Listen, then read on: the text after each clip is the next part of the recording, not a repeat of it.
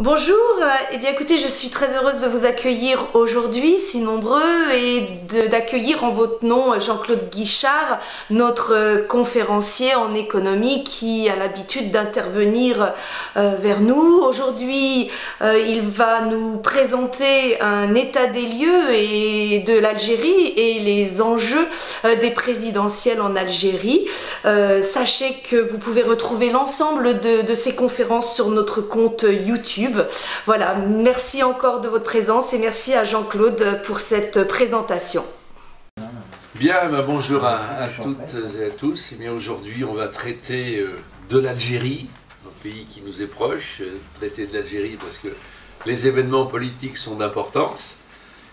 On avait prévu, c'est vrai, un mois d'avril avec d'ici quelques jours une élection en Algérie. Visiblement elle est reportée de quelques mois. On va voir cela ensemble. C'est un peu mieux, merci. Voilà. Donc pour traiter de l'Algérie, le propos va se partager en deux parties. D'abord on va faire un état des lieux pour qu'ensemble nous puissions constater ce qu'est l'Algérie aujourd'hui. Un état des lieux, et puis après on fera les enjeux de ces événements politiques, qui vont peut-être déboucher sur une évolution démocratique. Nous le verrons ensemble, je dis peut-être, avec toutes les réserves qui s'imposent.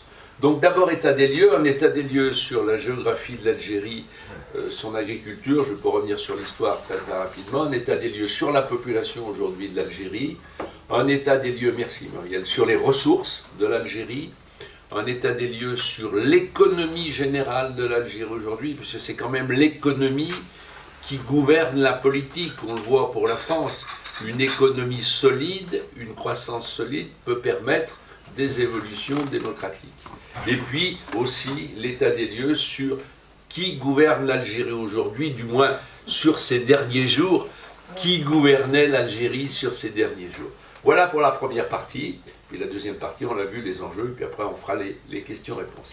Alors l'état des lieux, alors rappelons rapidement ce qu'est l'Algérie. C'est un immense pays, un pays méditerranéen, qui fait 2 millions, pratiquement 300 000 km², donc vous voyez l'importance. Le Sahara, lui, fait pratiquement 2 millions de km², donc une étendue fantastique. Un pays méditerranéen avec un climat méditerranéen et un climat, ce que nous appelons sur la bande côtière, un climat tellien. Ce climat tellien sur les 800 km de la bande côtière entre la Tunisie et le Maroc, et sur environ 100 km de profondeur, 150 km de profondeur, ce climat tellien méditerranéen permet les cultures. J'insiste beaucoup là-dessus, puisque l'Algérie a quand même une potentialité agricole de culture si on la développe et si on met les financements nécessaires pour devenir autosuffisante au niveau de l'alimentaire, ce qui n'est pas le cas pour le moment. Donc un climat méditerranéen tellien, sur cette bande côtière, des pluies tout à fait correctes, plus de 400 mm de pluie par an. Alors qu'est-ce qu'on y trouve? Au niveau des cultures, on y trouve des céréales, bon, qui ont été aussi mises en valeur autant jadis par le méchant colonisateur, je souris. On y trouve des agrumes, on y trouve des cultures maraîchères, on y a trouvé de la vigne, il y en a encore un petit peu, on y trouve des ovins, on y trouve beaucoup de choses sympathiques. Et depuis 2000, il faut le souligner, le gouvernement algérien a fait en sorte de développer cette agriculture pour essayer, je dis bien essayer, de tendre vers une autosuffisance, ce qui n'est pas le cas pour le moment. Voilà pour la partie côtière. On reviendra après sur la partie désertique et le Sahara quand on va étudier les ressources pétrolières. Alors l'histoire, je ne reviens pas dessus. D'abord des Berbères, qui sont les premiers occupants et les gens du pays, on va dire. Ensuite l'occupation romaine. Les Romains, ils ont occupé tout le bassin méditerranéen. Ensuite, après l'occupation romaine, les barbares, les Vandales qui sont arrivés, donc on voit que c'est des zones aussi d'invasion. Après l'occupation byzantine, après l'occupation ottomane, les Turcs, pendant 4 siècles, les Turcs ont occupé la partie méditerranéenne du Maghreb. Et puis, depuis 1830, la colonisation française jusqu'aux accords d'Évian, 1962. Voilà, rapidement brossé les évolutions schématiques et historiques de l'Algérie. Précisons aussi que pour le Sahara, la France qui a colonisé l'Algérie en 1830 a pris possession du Sahara progressivement à partir de 1880 jusqu'à 1902. Donc pendant une vingtaine d'années, la France a colonisé ce qu'on appelait les terres du Sud à l'époque, le Sahara, qui en aucune façon n'était l'Algérie. Les choses sont aussi très précises. En aucune façon, les terres du Sud n'étaient l'Algérie, c'était des terres à défricher, à connaître, à coloniser. Un explorateur caillé, un Français, a fait beaucoup de travail là-dessus. Donc pendant une vingtaine d'années, la France, 1880-1902 environ, a pris possession des terres du Sud, ce qu'on appelle maintenant le Sahara. Et aux accords de Niamey en 1909, aux accords de Niamey, les frontières définitives ont été organisées. Frontières définitives entre le Maroc, la Mauritanie, le Mali, le Niger, la Libye. Voilà. Et ces frontières définitives que nous avons données à l'Algérie en 1962 n'ont jamais été contestées. Nous sommes bien d'accord. Donc, le colonisateur a fait en sorte de donner à l'Algérie un immense terrain avec des frontières relativement précises. Voilà pour ce qui est du petit rappel historique qu'il est bon d'avoir présent à l'esprit, et surtout pour savoir que quand nous avons en 1830 fait la première colonisation de l'Algérie, ce n'était que la bande côtière, la bande télienne. Voilà. Maintenant, parlons de la population algérienne.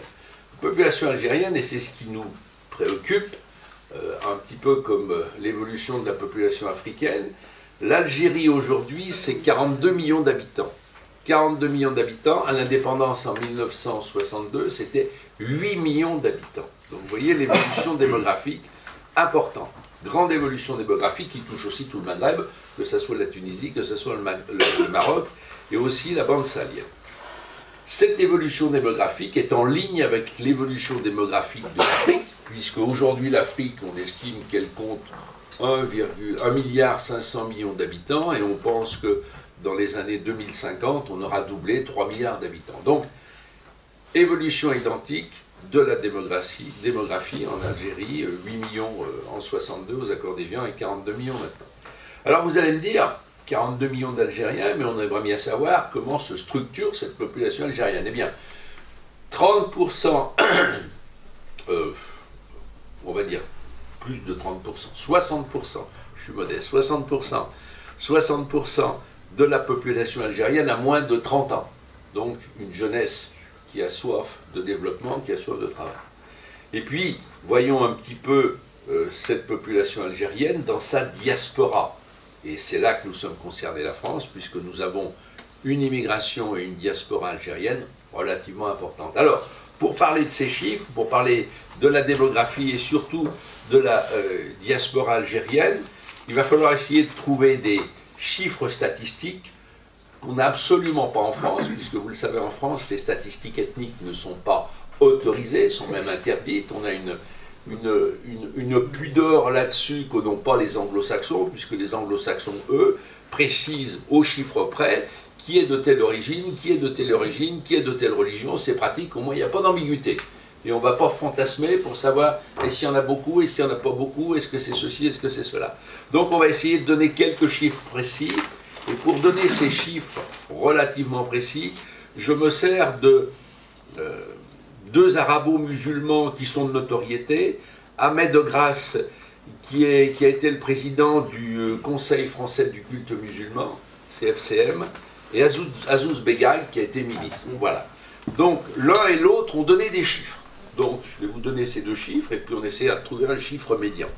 Donc pour Ahmed de Grasse, il y aurait un peu plus en France, au niveau des arabo-musulmans, un peu plus en France, de 10 millions d'arabo-musulmans. Et pour Azouz Begag, il y aurait en France, en arabo-musulmans, entre 15 et 20 millions. Donc, prenons un chiffre médian, je dirais, et ce chiffre médian, je l'ai confondu avec d'autres sources sur l'INSEE. Ce chiffre médian serait de l'ordre de 14 millions à peu près en France, tout confondu d'arabo-musulmans. Alors ça veut dire quoi? Ce sont des gens qui sont originaires, mais qui ont la nationalité française. Bien. Ce sont des gens qui ont la double nationalité, parce que vous savez qu'énormément de gens qui viennent d'Afrique en France, et qui sont maintenant en France, ont la double nationalité. Vous avez vu la nouvelle porte-parole de M. Macron, elle est franco-sénégalaise, double nationalité. Hein. Vous avez des gens qui n'ont pas la nationalité française, mais qui sont en situation régulière en France, et vous avez ceux qui sont en situation irrégulière. Donc tout ça, ça fait cette population arabo-musulmane qu'on estime à peu près 14 millions en France. Puis il suffit de constater dans la rue, c'est à peu près ça, quand on se promène en France, vous faites une statistique. J'en en voudrais pour preuve que le livre de Jérôme Fourquet, je ne sais pas si vous avez eu l'occasion de le lire, je vais me le procurer. Ce livre de Jérôme Fourquet est un démographe, il a travaillé dans des instituts de statistiques, il a écrit un livre qui s'appelle, je crois, L'archipel français, il me semble, et il parle de l'évolution démographique française. Et il cite un chiffre qui est un chiffre de l'INSEE qu'il a travaillé. Actuellement, et depuis ces dernières années, ces 3-4 dernières années, un enfant qui naît en France sur 5, écoutez bien, un enfant qui naît en France sur 5 a un prénom arabo-musulman. Arabo-musulman. C'est tout simple, ça veut dire que le chiffre qu'on donne de 14 millions d'arabo-musulmans dans leur globalité est tout à fait cohérent, il n'est pas du tout surestimé. Donc, tout ce que j'ai pu lire, entendre de gens qui sont, entre guillemets, autorisés à parler de cette importance, laisse sous-entendre qu'il y aurait en France, je vous donne une fourchette aussi, entre 4 et 6 millions d'Algériens. Entre 4 et 6 millions. Voilà la fourchette. À vous à peu près d'utiliser les chiffres. Ça me semble aussi tout à fait cohérent. Voilà pour la population. Il était bon de la situer. Population globale algérienne, 42 millions. Une jeunesse majoritaire, 60% des moins de 30 ans. Et une diaspora importante en France. Très importante en France. C'est la première diaspora. Elle est en France. Voilà pour la démographie. J'avais le souhait de vous en parler, on en reparlera, puisque cette démographie participe de l'évolution migratoire qu'on peut appeler grand remplacement, que j'appelle librement grand remplacement, qui pour moi, on aura l'occasion aussi d'évoquer la chose, est un fait avéré. Ça participe de cette idée-là. Voilà pour la démographie. Maintenant, on va parler des ressources. Alors, les ressources, on sait que l'Algérie a du pétrole, l'Algérie a du gaz, du pétrole, du gaz. Ce pétrole et ce gaz a été découvert par un géologue grenoblois qui s'appelait Conrad Quillian, qui pendant 20 ans de sa vie a prospecté le Sahara en ayant la conviction qu'il y avait des ressources en pétrole ou en gaz. À l'époque, tout le monde se foutait de lui, tout le monde se moquait de lui, les autres géologues, l'État français, et pendant 20 ans, il avait cette certitude. Il a réussi quand même à prouver qu'il y avait des gisements de pétrole et des gisements de gaz qui ont commencé à être exploités dans les années 50, 55, 56, 57, pour démarrer réellement l'exploitation fin des années 50, début des années 60. Donc, l'Algérie a eu un potentiel au travers du Sahara de pétrole, de gaz. Alors, quel est ce potentiel aujourd'hui? Parce que, bien évidemment, une richesse pétrolière, une richesse gazière, ça ne va pas durer toute la vie. Il y a un pic et puis après, ça peut s'épuiser. Donc, on va voir aujourd'hui quelle est la situation de l'Algérie, parce que c'est ce qui nous préoccupe pour les années futures. Est-ce que les Algériens vont pouvoir continuer à profiter de cette manne pétrolière, de cette manne gazière? Alors, l'Algérie, c'est les 15e réserves mondiales de pétrole. Alors, les chiffres que je vais vous donner, ce sont des chiffres du gouvernement algérien.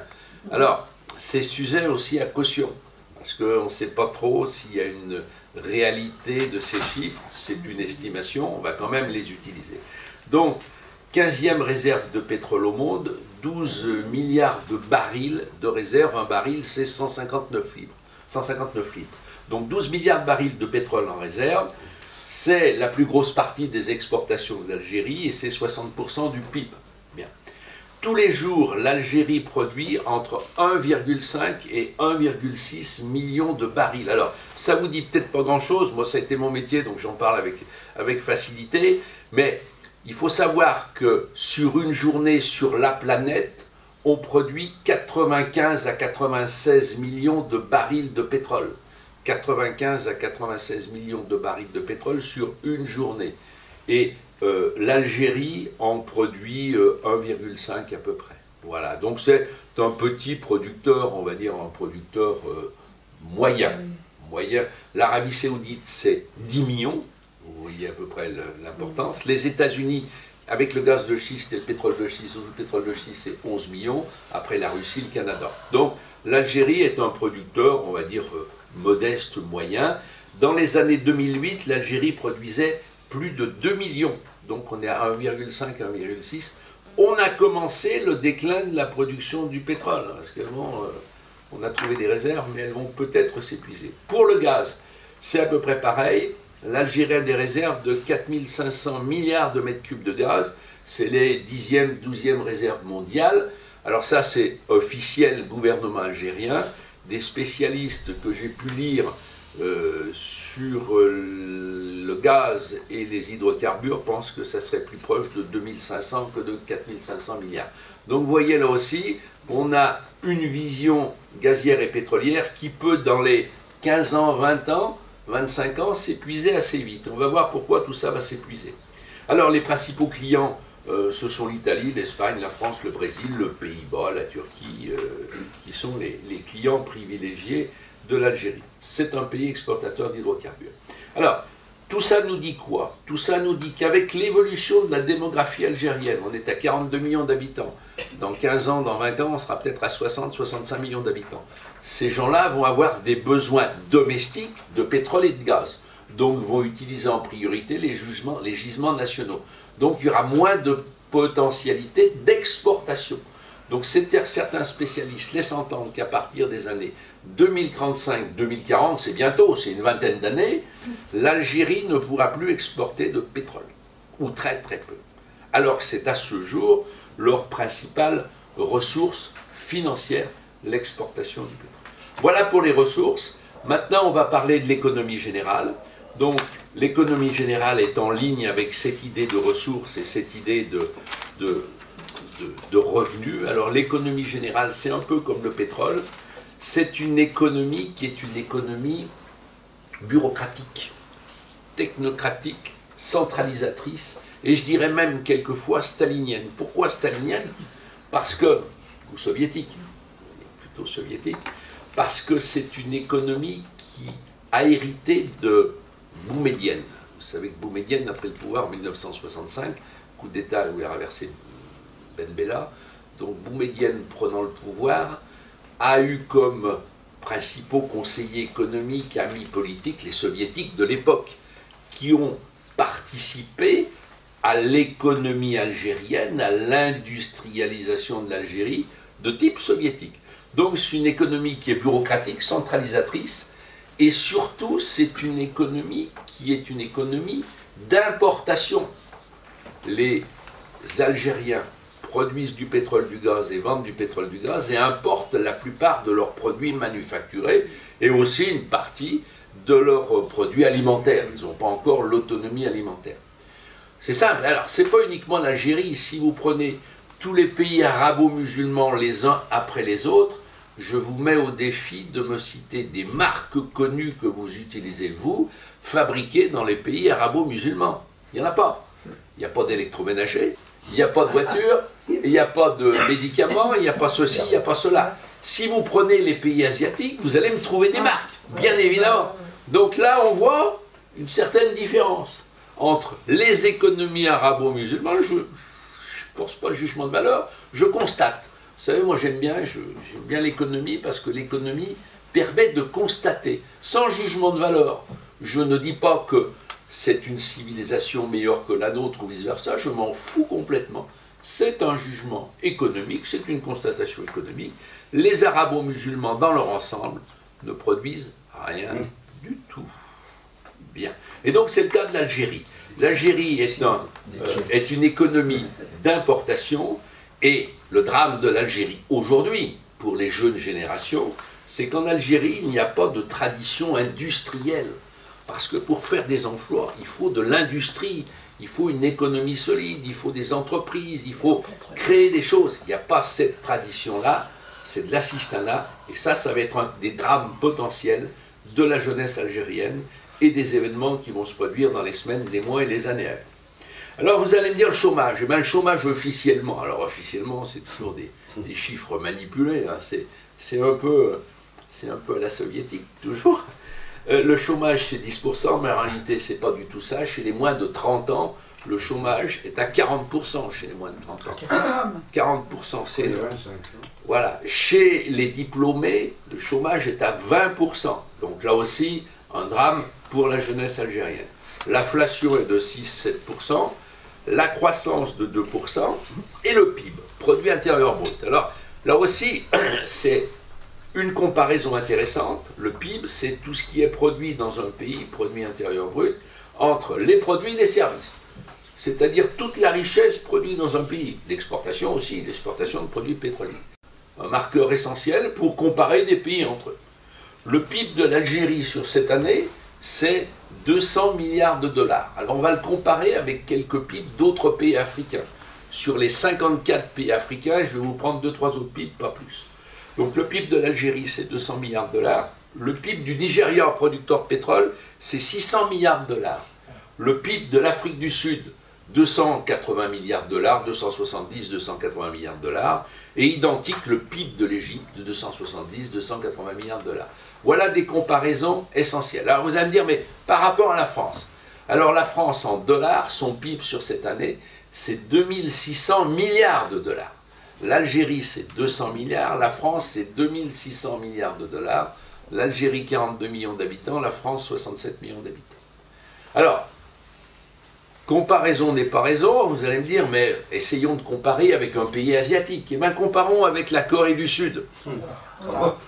Comparons, pourquoi je dis la Corée du Sud? Parce que la Corée du Sud est un pays qui a été détruit après la guerre de Corée, après 54-55. C'était une ruine, la Corée du Sud. Un pays en ruine. La Corée du Sud n'a ni pétrole, ni gaz. Disons que les Coréens. Bien. Le PIB, cette année de la Corée du Sud, c'est 1500 milliards de dollars. Le PIB de l'Algérie, c'est 200 milliards. Ah, pour un pays qui n'a ni pétrole ni gaz. Je ne fais aucun commentaire là-dessus. Tout ça, ça parle, les chiffres parlent d'eux-mêmes. Donc, un gros problème d'économie, une économie d'importation, une économie qui n'a pas de tradition industrielle et une économie trop dépendante aux hydrocarbures. Et puis, là-dessus, on va rajouter l'évaporation financière. Alors, quand je parle d'évaporation financière, c'est un langage diplomatique. C'est très policé ce que je dis. L'évaporation financière, c'est quoi? Certains économistes de qualité estiment qu'entre 2000 et 2015, il y a eu en Algérie une évaporation financière ou une évasion financière de l'ordre de 600 milliards de dollars. 600 milliards de dollars qui sont partis de l'Algérie. Je vous laisse la réponse. Donc, sans ça, avec une économie mieux gérée, je le dis souvent quand j'intervenais sur les économies du Maghreb et sur l'Algérie entre autres, je dis souvent qu'avec la richesse du sous-sol algérien, si ça avait été géré correctement, comme une gestion européenne ou une gestion asiatique, l'Algérie aujourd'hui, en 2019, serait la Suisse du Maghreb. Serait la Suisse du Maghreb. Alors qu'une partie de cet argent, il est parti en Suisse. Voilà, il est parti en Suisse.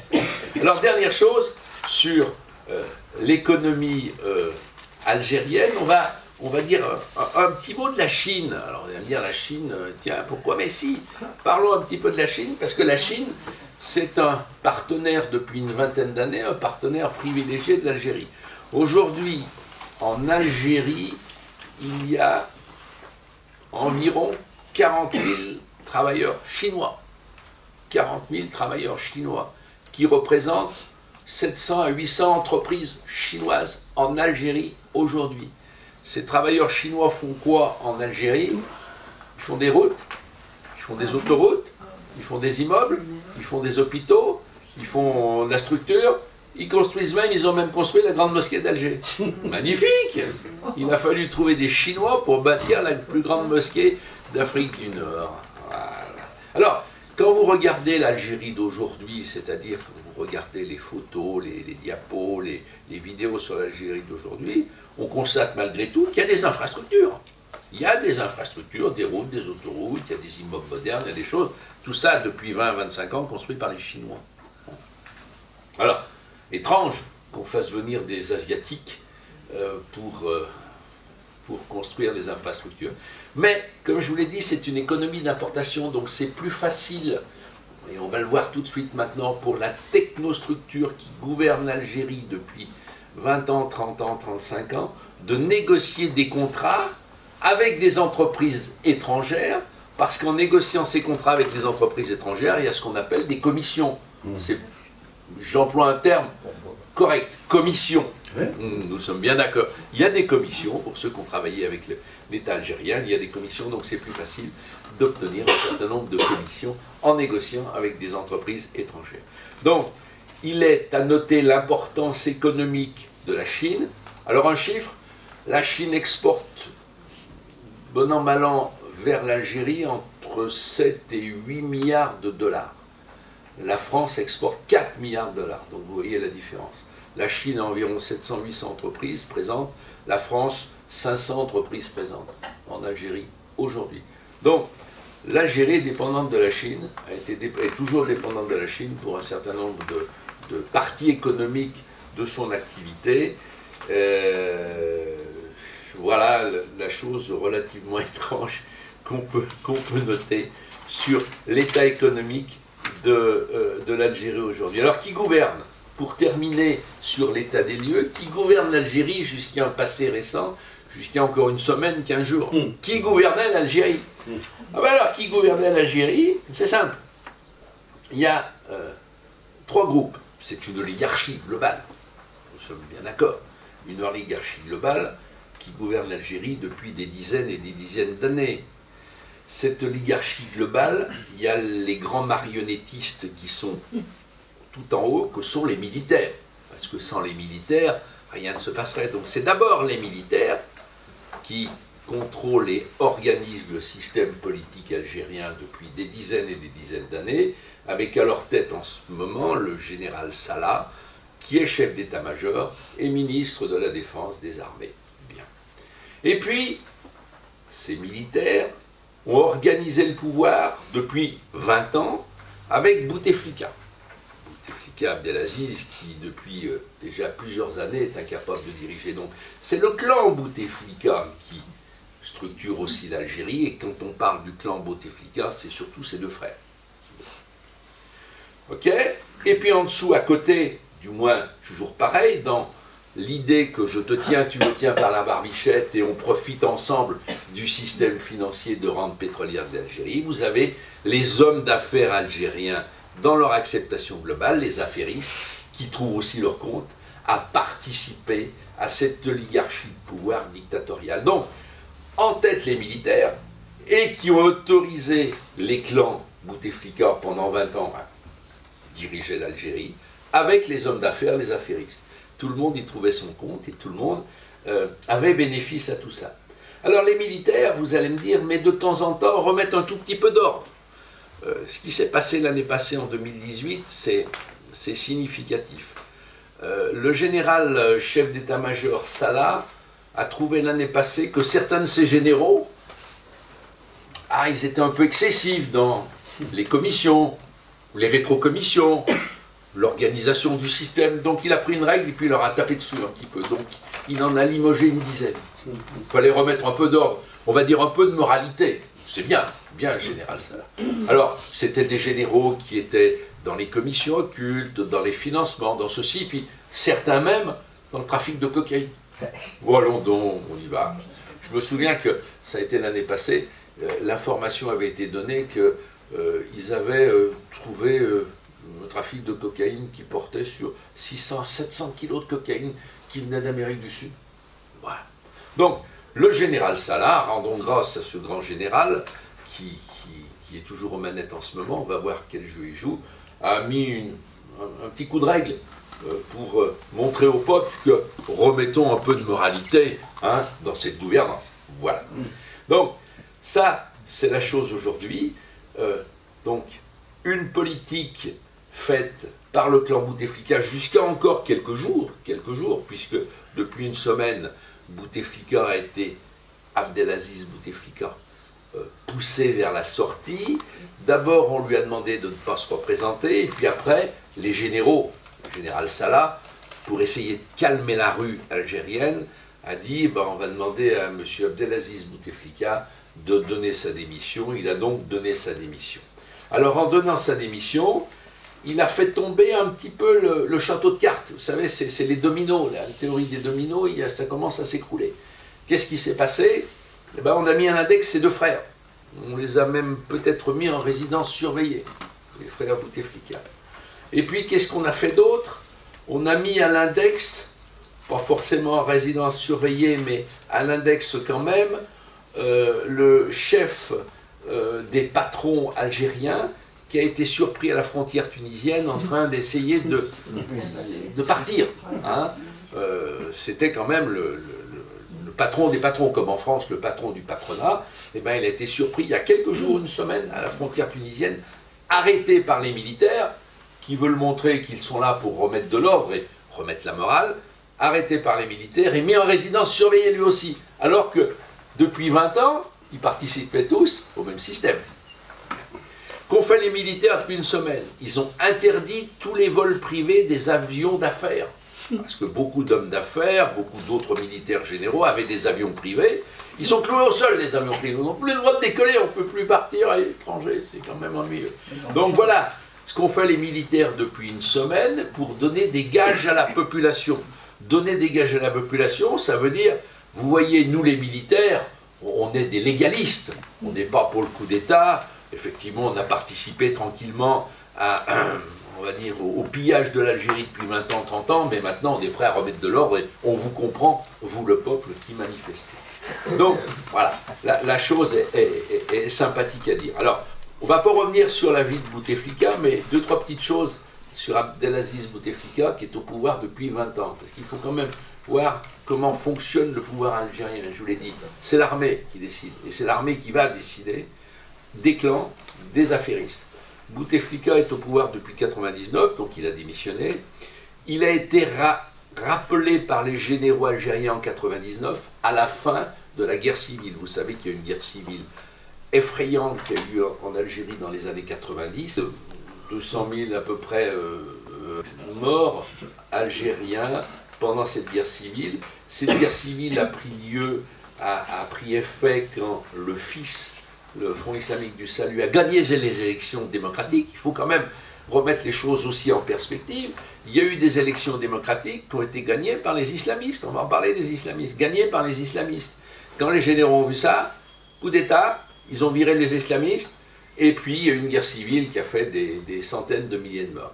En 1999, l'armée a gagné, après cette période horrible, et a voulu trouver un homme politique qui avait une certaine notoriété, une certaine compétence. Ils ont rappelé Abdelaziz Bouteflika. Parce que je rappelle que Abdelaziz Bouteflika, c'est l'homme de Boumedienne. Il a été dans les gouvernements de Boumedienne à plusieurs postes de ministres, dont ministre des Affaires étrangères pendant de très nombreuses années sous Boumedienne. Giscard d'Estaing a écrit un livre récemment où il dit avec beaucoup de malice et beaucoup d'ironie que lorsque M. Bouteflika était ministre des Affaires étrangères de Boumedienne, de temps en temps il prenait son avion privé, il atterrissait à Paris, et puis il allait dans un palace parisien, et puis il recevait de charmantes jeunes femmes. Voilà. Donc, pour vous dire à quel point que le méchant colonisateur a quand même du bon. Rappelons aussi qu'en 2005, quand il a fait un accident cardiovasculaire, il a été transporté d'urgence au Val-de-Grâce en 2005. Il était bien content de trouver les hôpitaux du méchant colonisateur. Je dis ça avec un tout petit peu d'ironie parce que pendant tout son mandat, Abdelaziz Bouteflika n'a pas cessé de taper sur la France. N'a pas cessé de taper sur la France. Voilà. Je ferme la parenthèse. Dernière chose aussi qui s'est passée ces dernières années, vous savez que la France intervient au Sahel, elle intervient au Mali, elle intervient au Niger pour combattre les foyers islamistes. Eh bien, la France n'a jamais eu l'autorisation de faire survoler par ses avions de chasse le territoire algérien. Ça a toujours été refusé, il faut faire un grand tour. Voilà. Donc, je vous dis à quel point ces gens-là ont double langage, ils profitent bien de l'ancien colonisateur et de ses vertus, et ils ne sont pas prêts à participer à un dialogue constructif, à mon sens, avec l'ancien colonisateur. Donc voilà, on a fait un point d'étape sur l'état des lieux. Maintenant, on va voir les enjeux de ces peut-être élections, du moins ce changement politique que nous souhaitons tous malgré tout à nos amis algériens. Donc les enjeux, eh ben, on va les décliner avec le meilleur de ces enjeux possibles, ça serait l'avènement d'un État démocratique. C'est ce qu'on souhaite, hein. L'avènement d'un État démocratique, ça serait bien aussi pour nous. Mais malgré tout, je crains que une des conséquences négatives, ça soit le maintien au pouvoir des militaires sous une forme ou sous une autre. Il y a aussi le risque d'ingérence extérieure, on va voir lesquelles. Il y a le risque des islamistes, le fisc est là en embuscade. Et puis, les conséquences de tout ça, pour nous, pour l'Europe et surtout la France, si ça se passe mal, un exode massif. Un exode massif. Alors les enjeux. Ben, les enjeux, c'est, meilleur des cas, une situation démocratique qui évolue favorablement. Le peuple, pour le moment, manifeste tous les vendredis. Ce sont des manifestations pacifiques. Il est bon de noter qu'il n'y a pas que le peuple qui manifeste, il y a différentes professions. Les professions juridiques, les avocats manifestent. Les professions médicales manifestent aussi pour réclamer de la démocratie, une vie plus normale. Ils sont branchés sur les réseaux Internet. Donc tout ça nous dit quand même qu'il y a une poussée, une volonté démocratique du peuple algérien qui, si elle n'est pas brisée, pourrait, avec beaucoup d'incertitude, déboucher sur quelque chose de sympathique. Malgré tout, économiquement, je vous l'ai dit, tout est à faire, parce que c'est pas tout d'amener la démocratie, c'est pas tout d'amener des élections libres, c'est pas tout d'avoir un parlement élu démocratiquement, mais s'il n'y a pas d'entreprise pour donner du travail, les gens vont s'impatienter. Et je vous l'ai dit, il n'y a pas de tradition industrielle pour l'Algérie, donc il y a tout à faire. Il va falloir que les Algériens travaillent, les Algériens récupèrent les fonds qui sont partis à l'étranger, parce que ces fonds, ces 600 milliards de dollars qui se sont évaporés, ils sont évaporés où? Dans les paradis fiscaux et surtout en Suisse. Parce qu'il y a quelques années, les banquiers suisses disaient ouvertement que parmi leurs meilleurs clients, il y avait les généraux algériens. Bien sûr. Hein. Les généraux algériens, c'est l'alliance entre les coffres-forts et les baïonnettes. Voilà ce que disaient les banquiers suisses. L'alliance entre les coffres-forts et les baïonnettes. Donc, une option démocratique que nous souhaitons tous, mais malgré tout un risque militaire, parce que les militaires veulent garder la mainmise de pouvoir. C'est un peu comme l'Égypte. Ça fait depuis 1962 que ce sont les militaires qui contrôlent l'économie algérienne. Alors vous allez me dire dans quelle proportion? Pareil, je vous donne un chiffre relativement large. On pense que les militaires, directement ou indirectement, contrôlent entre 20 et 40% de l'économie algérienne, ce qui est colossal. Donc, ils sont assis sur une rente, ils sont assis sur un coffre-fort, ils ne vont pas filer les clés du coffre-fort aussi facilement au petit peuple. C'est ce qui s'est passé en Égypte. Regardez ce qui s'est passé en Égypte. Les islamistes ont pris le pouvoir d'une façon démocratique, avec des élections libres, hein, les frères musulmans, et puis quelques mois après, même pas une année après, une petite année après, ben, les généraux et les militaires égyptiens ont dit ça suffit, ils ont fait un coup d'État, et c'est le maréchal Sissi qui est au pouvoir en Égypte. Donc c'est possible aussi qu'on ait cette situation en Algérie, même si le général Salah ne veut pas prendre lui-même le pouvoir et s'afficher comme le maréchal Sissi en Égypte. Même s'il en a envie, il ne le fera peut-être pas. Donc il mettra des hommes à lui. Donc le risque, il est aussi militaire. Hein. Il est aussi militaire. On a des potentialités là-dessus. Et puis on a un risque d'ingérence extérieure. Vous allez me dire, mais c'est quoi l'ingérence extérieure? Eh bien, c'est ce qui s'est passé un peu en Ukraine, c'est ce qui se passe dans un certain nombre de pays où certains pays, allez, j'allais dire peut-être anglo-saxons, certaines multinationales, certains groupes politiques ont souhait de déstabiliser des pays qui sont sur le bord de la révolution, ce qui est le cas de l'Algérie aujourd'hui. Pourquoi le déstabiliser? Parce que ça permettrait à ces gens qui souhaitent cette déstabilisation de concrétiser leur rêve migratoire vers l'Europe, puisque, il faut le savoir, l'ONU a des objectifs précis de migration africaine vers l'Europe. Les textes de l'ONU ont été publiés, 200 millions de migrants sur les 15-20 années qui viennent en provenance de l'Afrique à destination de l'Europe, donc l'Algérie pourrait très bien en participer. Et puis, je le dis souvent, les grandes multinationales anglo-saxonnes et autres ont une vision court-termiste en se disant, vous avez là, dans ce pays, des jeunes générations qui n'ont pas d'argent, mais qui veulent consommer.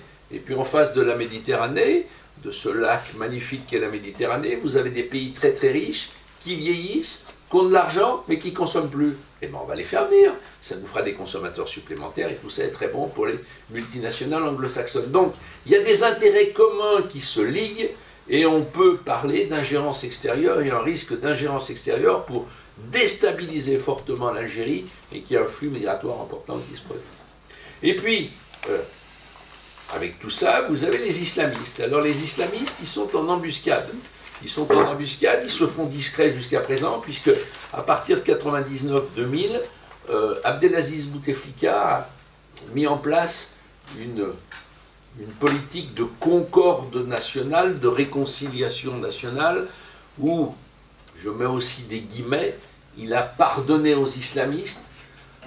En contrepartie, ces islamistes ont décidé de ne plus prendre les armes et de rester dans leur mosquée. Donc il y a une sorte de consensus qui s'est établi à partir de 99-2000, mais les islamistes sont toujours là. Vous avez toujours le fils avec Ali Belhadj, qui était le grand responsable du fils à l'époque, et vous savez deux grands dignitaires salafistes que sont Hamadash et Ferkous. Donc je vous invite à aller sur internet et écouter leurs discours. C'est assez sympathique, hein, c'est assez sympathique vis-à-vis de la France et autres. Donc, ils sont là en embuscade, ils sont dans les mosquées, ils travaillent l'État profond, l'État religieux, mais c'est quand même un État religieux, un État profond en Algérie, ils le travaillent fortement, ils sont prêts à prendre la vague au bon moment, si d'aventure on arrive vers une déstabilisation suffisante qui pourrait leur permettre d'avoir une carte à jouer. Donc ne mésestimons pas la puissance des islamistes en Algérie. Ils sont là et tout peut arriver avec eux. Et puis la conséquence de tout ça, s'il y a une forte déstabilisation et si l'État démocratique n'arrive pas à s'installer durablement en Algérie, la conséquence de tout ça, ça sera une forte immigration. Et comme les Algériens ont tous de la famille en France, on est compte qu'il y a à peu près 5 millions d'Algériens qui sont en France, de nationalité française, double nationalité, situation régulière ou situation irrégulière, donc ils n'auront aucun problème d'obtenir des visas touristiques et venir en France avec des visas touristiques et rester définitivement en France. Donc le risque, il est marqué. Vous savez, les enjeux, c'est, nous le souhaitons tous pour les jeunes générations et pour le peuple algérien, nous souhaitons tous un État démocratique, mais j'en doute beaucoup.